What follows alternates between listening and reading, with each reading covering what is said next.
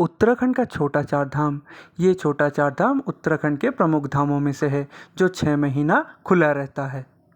यमुनोत्री इन छोटा धामों का पहला पड़ाव है और दूसरा पड़ाव है गंगोत्री धाम। उसके बाद हम जाते हैं केदारनाथ ज्योतिर्लिंग का दर्शन करने और अंत में आता है बद्रीनाथ धाम। बद्रीनाथ धाम बड़े धामों का भी प्रमुख धाम है और प्रथम भी है। यमुनोत्री धाम जाने के लिए हम दिल्ली से बस और ट्रेन दोनों का इस्तेमाल कर सकते हैं। चार धामों का समय पे ट्रेन का टिकट मिलना बहुत मुश्किल होता है, इसलिए हमने शुरुआत किया था बस से। हम दिल्ली कश्मीरी गेट से बस पकड़ के देहरादून पहुँचे थे। फिर हमने देहरादून स्टेशन के सामने से बस पकड़ के पहुँचे थे बरकोट। बरकोट से हम शेयर टैक्सी में पहुँचे थे जानकी चट्टी और जानकी चट्टी में हम जाके एक दिन स्टे किए थे और अगले दिन भोर हम चढ़ाई स्टार्ट किए थे यमुनोत्री धाम के लिए। यमुनोत्री धाम की चढ़ाई लगभग 8 किलोमीटर का है। पार्किंग से लेके ऊपर तक काफ़ी खरी चढ़ाई है, तो चढ़ने में बहुत मुश्किल होता है, बट हरियाली आपको चारों तरफ देखने को मिलेंगे और यमुना नदी की बहती हुई धाराएं आपको हर वक्त देखने को मिलेगा पूरे यात्रा में। बहुत कष्ट करने के बाद आप 4 घंटे में पहुंच जाएंगे लगभग यमुनोत्री मंदिर के सामने। और चढ़ाई आप देख ही सकते हैं और पत्थरों से अपना सर बचाते हुए आपको चलना है। बुजुर्ग और बच्चे बहुत ही आराम से चले और आराम से आप पहुंच जाएंगे यमुनोत्री धाम। वहां पे आप 1-2 घंटा स्टे कीजिए, गर्म कुंड में नहाइए और पूजा देके आप फिर से वापस आइए। लगभग 3 से 3.5 घंटे में आप नीचे पार्किंग तक पहुंच जाएंगे। गर्म कुंड का जो पानी है बहुत ही गर्म है, सावधानी से आप गर्म कुंड में नहाइए और यमुनोत्री धाम में पूजा दीजिए। वहाँ पे एक चावल वाला पोटली मिलता है, उस चावल की पोटली को आप सूर्य कुंड में उबाल के प्रसाद के तौर पे घर ला सकते हैं। तो ये रहा आपका यमुनोत्री धाम का डिटेल। और अब हम दूसरे धाम जाने वाले हैं जिसका नाम है गंगोत्री धाम। और गंगोत्री धाम हमारा दूसरा पड़ाव है। जानकी चट्टी से हम शेयर टैक्सी लेके फिर आएंगे बरकोट। बरकोट से हम बस या शेयर टैक्सी लेके चलेंगे उत्तरकाशी। उत्तरकाशी पहुंचने के बाद हम स्टे करेंगे और उत्तरकाशी हम पहुंचे थे बस में, जो हमें 4:30 बजे का बस मिला था शाम को और ये बस हमें उत्तरकाशी पहुंचा दिया था। उत्तरकाशी पहुंचने के बाद वहां से हम शेयर गाड़ी में गंगोत्री धाम के लिए निकले। गंगा नदी के किनारे से चलते हुए हमें बहुत एक सुंदर जगह मिला जो है हरसिल। हरसिल बहुत सुंदर है और हरसिल में सेबों की खेती होता है। हरसिल में आपको सेबों के बगीचे बहुत दिखने को मिलेंगे। झरने और घुमावदार रास्ते से चलते हुए हम पहुंच गए गंगोत्री धाम। पार्किंग एरिया से लगभग 500 मीटर आपको पैदल चलना पड़ेगा गंगोत्री धाम तक। फिर आपको दिखने लगेंगे गंगोत्री माता की मंदिर और गंगा का सुंदर तट। इसी जगह पे भागीरथ ने तपस्या किया था और गंगा को धरती में बुलाया था। भागीरथी नदी के ठंडे पानी से नहाइए, पूजन कीजिए और आगे बढ़िए सूर्यकुंड के तरफ।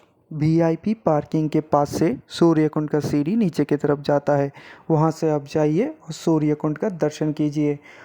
फिर 8 किलोमीटर नीचे आपको भैरव बाबा का मंदिर मिलेगा। भैरव बाबा का दर्शन कीजिए और प्रस्थान कर जाइए। उत्तरकाशी पहुंच के उस दिन स्टे कर जाइए। हमारा अगला यात्रा है केदारनाथ धाम के लिए। केदारनाथ धाम जाने के लिए हम फिर से शेयर गाड़ी पकड़ेंगे और जाएंगे सोनप्रयाग तक। सोनप्रयाग में हम अपना वाहन छोड़ देंगे और सोनप्रयाग से हम जाएंगे गौरीकुंड तक।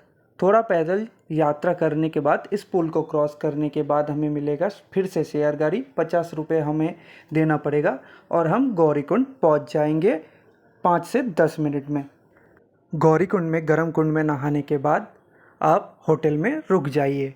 उस दिन रुकने के बाद अगले दिन सुबह आप यात्रा शुरू कीजिए केदारनाथ धाम के लिए।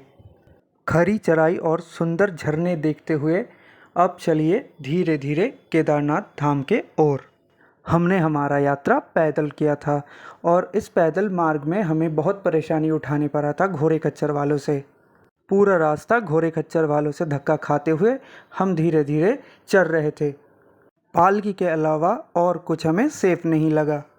रास्ते में बहुत घोड़े गिरते हुए दिखे। हमारा यात्रा था जून के 22 तारीख को। हमें ग्लेशियर गलते हुए दिखे और पत्थर भी गिरते हुए दिखे। लगभग 21-22 किलोमीटर चलने के बाद हम केदारनाथ मंदिर के दर्शन प्राप्त किए। लाइन में लगने के बाद हमने केदार बाबा का पूजा किया और उसके बाद हम एक होटल में स्टे किए और शाम में होने वाले आरती में भी हम लोग शामिल रहे। मैं एक पंडित जी का नंबर डिस्क्रिप्शन में दे दूंगा जो पूजा करवाने में और रूम दिलवाने में आपके मदद करेंगे। अगले दिन सुबह हमने फिर से चढ़ाई शुरू किया भैरव बाबा मंदिर के लिए। 1 किलोमीटर लगभग चढ़ने के बाद हमने भैरव बाबा का दर्शन किया और फिर से हम नीचे उतर आए। नीचे आने के बाद अब मंदिर के पीछे गुरु शंकराचार्य जी का मूर्ति का दर्शन कर सकते हैं। फिर मंदिर परिसर में घूम लीजिए और भीमशिला के भी दर्शन कर लीजिए। चारों तरफ परिक्रमा लगाने के बाद हम वापस आ गए। अब हम जाने वाले हैं बद्रीनाथ धाम। बद्रीनाथ धाम जाने के लिए आपको सीतापुर से बस मिल जाएंगे। बस में लगभग 12 से 16 घंटे की जर्नी करने के बाद आप पहुंच जाएंगे बद्रीनाथ धाम।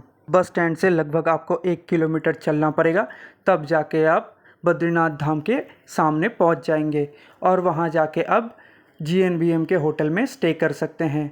GNBM का होटल सबसे अच्छा और साफ़ सुथरा रहता है। उसके बाद अब निकलिए बद्रीनाथ धाम का दर्शन करने के लिए।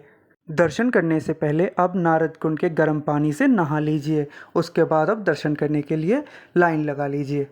फिर अब धीरे धीरे बढ़ते रहिए और बद्री विशाल जी का दर्शन कीजिए। पूरा परिक्रमा लगाने के बाद बाहर आइए और मंदिर का भव्य नज़ारा लीजिए। फिर हम वहाँ से जा सकते हैं भारत का अंतिम गांव। वहाँ पे जाके हमें देखने को मिलेगा गणेश गुफा और व्यास गुफा, जहाँ पे महाभारत का रचना हुआ था। फिर हम दर्शन करेंगे सरस्वती नदी का। यहाँ से सरस्वती नदी का उत्पत्ति होता है। सरस्वती नदी का दर्शन करने के बाद हम भीम पुल का भी दर्शन कर लेंगे और यहाँ पे हमें देखने को मिलेगा भारत का अंतिम चाय की दुकान। वहाँ से होते हुए हम आ जाएंगे हमारे होटल में और अगले दिन सुबह हम बस लेंगे हरिद्वार के लिए। हरिद्वार पहुँचने के बाद हमारे पास 2 ऑप्शन हैं, ट्रेन और बस। हरिद्वार से हमने बस का टिकट किया था और हम दिल्ली पहुँच गए थे बाई बस। पूरे यात्रा में आपको ट्रांसपोर्टेशन का कोई भी सुविधा अच्छे से नहीं मिलेगा। आप अगर पब्लिक ट्रांसपोर्ट से जाने के लिए सोच रहे हैं तो आपके लिए बहुत दुखद होगा ये यात्रा। मेरा ये जानकारी अगर अच्छा लगा है तो मेरे चैनल को सब्सक्राइब कर लीजिए और मेरे वीडियो को शेयर कीजिए।